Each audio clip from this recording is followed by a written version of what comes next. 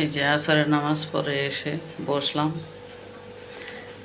তা আপনারা কে কে আমাদের প্রিয় বোনেরা ভাইয়েরা সবাই, ভাইরা তো যাবে দোকানে যদি রেডিমেড কোনো ইফতারি কিনতে ইচ্ছা করে বা বাচ্চাদের জন্য কিছু আনতে মন চায় তাহলে, তাই না?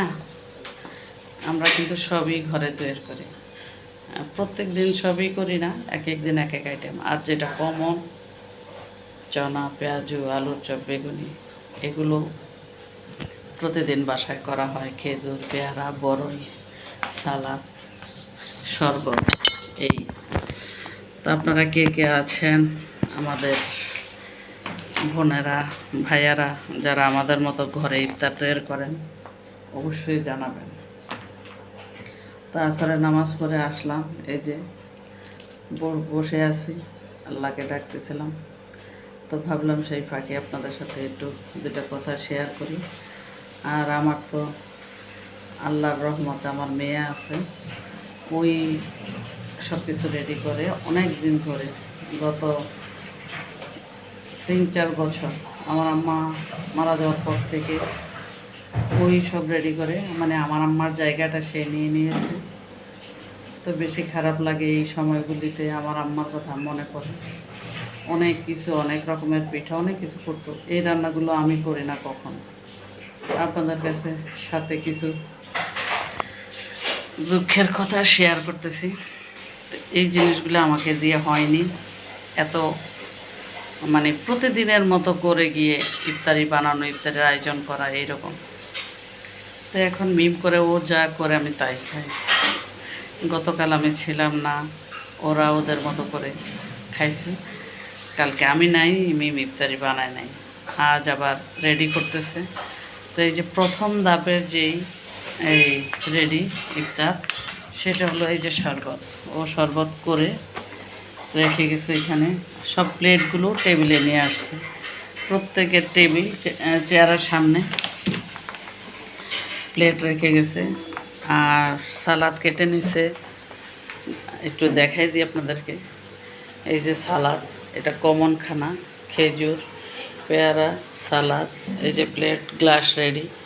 একটু পরে সবাই হয় জিম এসে শরবতগুলি ঢালবে, নয় সোয়াদ ঢালবে বা আমি ঢালবো, যে কেউ একজনের ঢেলে নিব। তো সোয়াদ শুয়ে আছে, ও সারা রাত ঘুম যায় না। এখন এই যে দেখেন, দেখছেন মুখ ডাকতেছে। মিম মনে হয় আরম্ভ করে দিছে রান্না বান্না। মিম আরম্ভ করে দিছ? এই যে মিম রেডি করে দিছে। চিরা ভিজাইতে আজকে কটা, নাকি আরো পরে? কি এরকম কেন, কি দিয়ে দিচ্ছে এখানে? ডুবা তেলের মধ্যে ভাজা হচ্ছে। এই যে আর ওই পাশে চুলাতে আমি ভাবছিলাম আজকে চনাবুটটা আমি ভাজবো, ও দেখে বসাই দিচ্ছে। অনেক দিন পর্যন্ত মনে হচ্ছে আমার আম্মার মতো খায় না।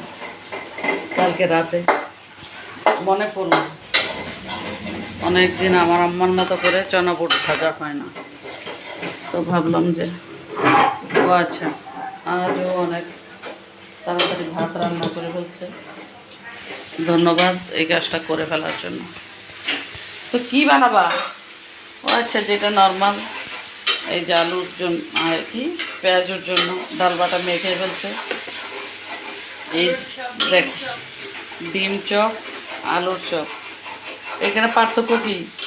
একটার ভিতরে বেশি ডিম, বড় ডিম, একটার ভিতরে ছোট ডিম। তো বানানোর সময় দেখানো হয় কেন কোনটাতে বড় ডিম কোনটাতে ছোট ডিম? দেখি, বড় ডিম দেখেন, বড়গুলিতে বড় ডিমা বুঝে নিবেন, ছোটগুলোতে ছোট ডিমা।